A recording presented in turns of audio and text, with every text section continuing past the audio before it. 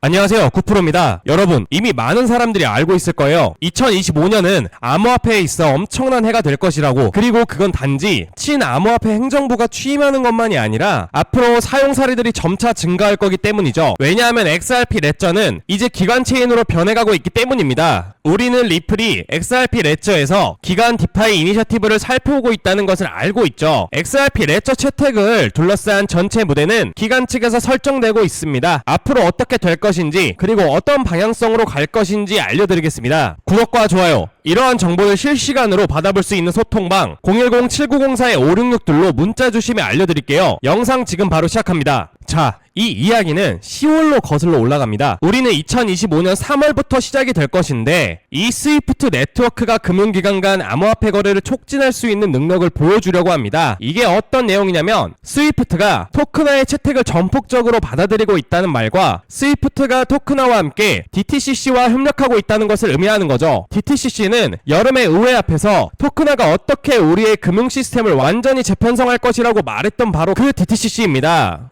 여기 스목독에서 나온 이야기를 보면 기관들은 2025년 말까지 세계의 주요 금융기관들이 모두 암호화폐 법안을 승인할 것이라고 예측하고 있습니다. 물론 미국도 포함해서죠. 이것이 바로 2025년이 암호화폐에서 역사적인 해가 될 이유입니다. 처음으로 글로벌 규제의 명확성이 있을 것이기 때문에 우리는 2025년 말까지 세계의 주요 금융센터들이 적어도 블록체인과 암호화폐를 지지하는 법안을 초안하고 승인할 것이라고 예측하고 있죠. 선두주자는 미국이었고 2025년 말까지 이것이 해결될 것이라고 예측하고 있는데, 이 친암호화폐 행정부와 SEC가 리뉴얼이 일어나고 있는 만큼 저는 미국이 결국 암호화폐의 규제 측면에 완전히 동의할 것이라고 예상도 하고 있죠. 또한 미국에서 암호화폐에 매우 큰 수용을 볼 것이라고 생각도 하고 있습니다. 그리고 머스타 데이비스 슈월즈가 리플 넷이 전략과 XRP의 유용성에 대해 설명하는 것을 볼 수 있죠. 많은 사람들이 알고 있는 것처럼 리플은 XRP를 사용하여 거래를 결제할 수 있는 결제 시스템의 금융기관들을 통합하려고 계획하고 있습니다. 이는 온램프, 오프램프,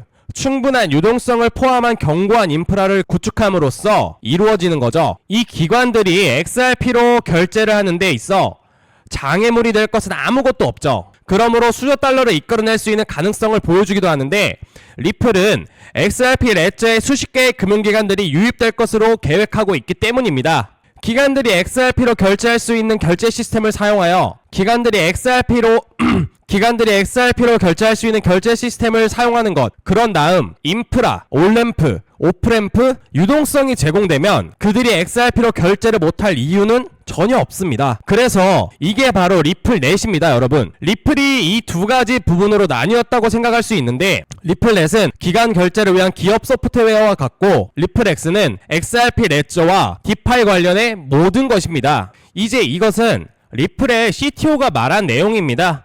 그는 여러분에게 여기서 무슨 일이 일어나고 있는지, 이 모든 것이 어떻게 실현될 것인지, 그리고 이것이 토큰화와 안정적인 코인, 그리고 기관 디파이 이니셔티브의 혼합이라는 것을 말하고 있는 거예요. 여기 보시면 리플의 XRP 전략에 대해 말하고 있습니다. 지금은 미국에서 XRP를 결제 수단으로 사용하는 것은 조금 어렵습니다. 그리고 이것이 바로 모든 사람들이 질문이 나오는 지점이죠. 왜 지금 XRP가 대규모로 사용되지 않나요? 처음에는 가능한 많은 고객을 확보하려고 했고, 그들이 네트워크를 어떻게 사용하고 있는지, XRP와 디지털 자산을 결제 수단으로 사용하는 기회를 이해하려고 했습니다. 그 다음에는 오랫동안 XRP를 결제 수단으로 사용하는 고객에만 초점을 맞췄죠. 오늘날에는 그 두 가지의 접근법 사이에 있는 어느 지점에 있는 거죠. 시간이 지나면서 처음에는 가능한 많은 고객을 확보하려고 했고, 네트워크를 어떻게 사용하고 있는지, XRP와 디지털 자산을 결제 수단으로 사용하는 기회를 잡으려 했었죠. 그리고 오랫동안 초점은 XRP를 결제 수단으로 사용할 고객에만 집중되었습니다. 현재 미국에서 XRP를 결제 수단으로 사용하는 것이 어려운 이유는 당연히 소송 문제 때문인데, 중동, 아시아, 남미, 유럽 등에서 파트너십을 협약했고 일본이 가장 먼저 사용을 할 것으로 보고 있기 때문에 일본의 움직임이 중요해졌죠.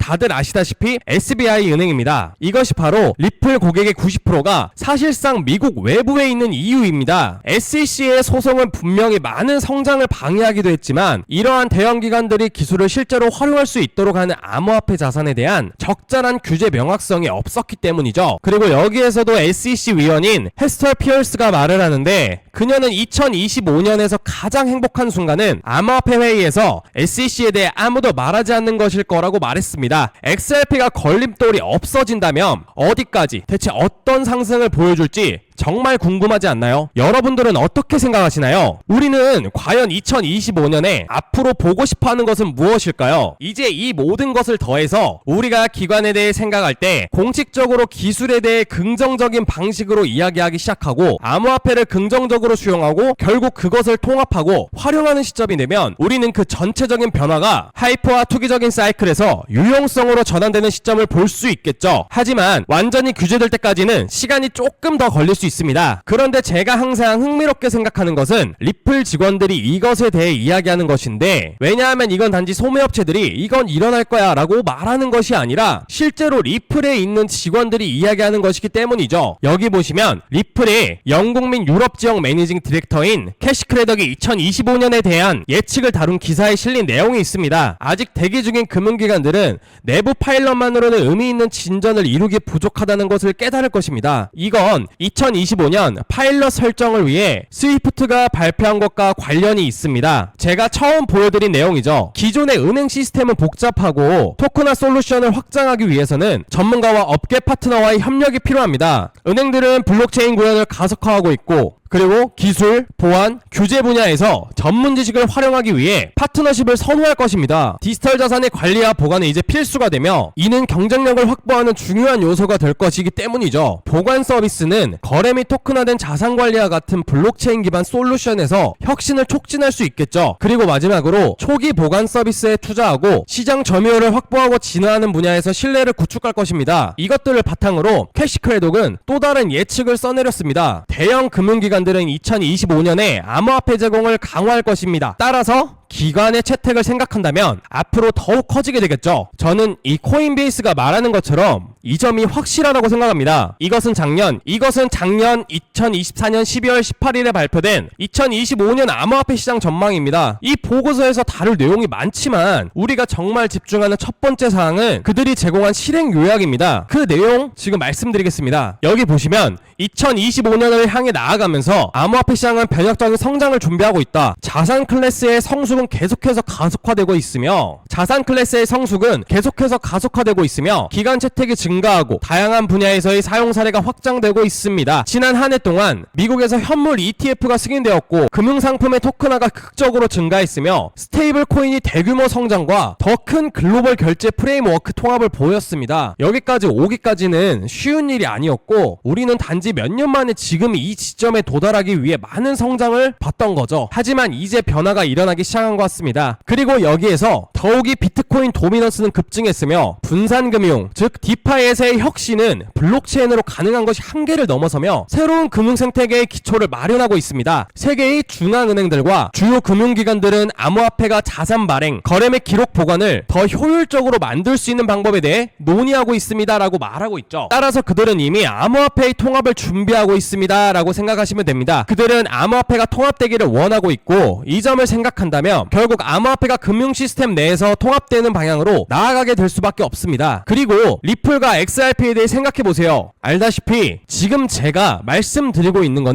말씀드리는 것은 XRP에 대한 내용입니다. 하지만 리플과 XRP를 언급하는 이유는 그들이 오랫동안 이 분야의 최전선에 있었기 때문이죠. 그들은 전통적인 금융 시스템의 문제를 해결하려고 혁신하고 있으며 그 점에서 가장 앞서 있는 존재라고 생각하시면 됩니다. 하지만 코인베이스를 제외하더라도 우리는 시그널이라는 이 사이트에서 다시 확인할 수 있습니다. 명확한 미국의 규제와 함께 주요 자금들로부터의 유입이 2025년에 본격적으로 시작될 것으로 예상됩니다. 이는 시그널에서 나온 기관들이 왜 2025년에 암호화폐를 표준 자산 클래스로 채택할 가능성이 높은지 라는 제목의 12월 20일자 기사에서 나온 내용입니다. 기관들은 이제 균형 잡힌 포트폴리오에서 암호화폐를 할당하기 시작하고 있고 몇몇 대형 전통 금융기관들의 포트폴리오에서 암호화폐 할당의 시작과 일부 연금기금들이 암호화폐 투자를 시작하는 것을 목격했을 겁니다. 그 예로 블랙록, 피들리티, 모건 스탠리 이들만 보더라도 생각해보시면 알 수 있어요. 이제 이들은 ETF를 출시하고 암호화폐에 노출되며 토큰화에 더 많은 관심을 두고 있죠. 규제 명확성에서 2025년에는 미국에서 암호화폐 자산의 지위를 명확히 하는 규제가 나올 가능성이 높죠. 이는 코인 업계에서 엄청 큰 변화를 가져올 것이며 기관들이 암호화폐 자산 클래스를 할당할 수 있도록 하고 암호화폐 프로젝트에 대한 은행 접근이 용이해지며 암호화폐 사업에 대한 법적 부담을 줄여주고 혁신 투자와 재활성화와 인재의 산업 유입을 촉진하는 등의 잠재적인 혜택을 가져올 것입니다. 또한 저는 2025년에 기관들의 포모가 이 공간에 큰 영향을 미칠 것이라고 예상하기도 하죠. 오늘 영상은 여기까지고 더 상세한 내용이 궁금하시다면 구독과 좋아요 010-7904-5666 눌러 문자 주시면 궁금증 풀어드리겠습니다. 다음 영상으로 찾아오겠습니다.